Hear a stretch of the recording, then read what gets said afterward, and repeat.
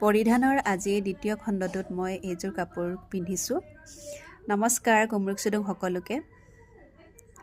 মোৰ সৰু কালৰ মানে ক্লাছ 8 মানৰ বৈ দিয়া কাপোৰ এযোৰ আজি পিন্ধিব লৈছোঁ, লগত সেইযোৰ ব্লাউজ।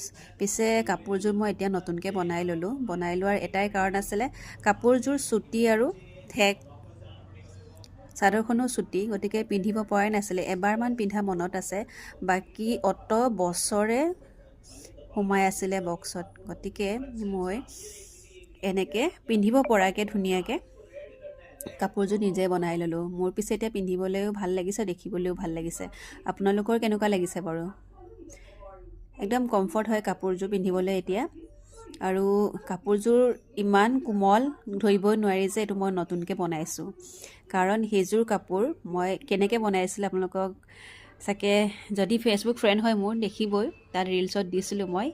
আৰু এতিয়া বাৰ্থডে এটা খাওঁগৈ কাপোৰযোৰ পিন্ধি পেলাই। কেনেকুৱা লাগিছে কমেণ্ট এটা কৰি যাবলৈ নাপাহৰিব।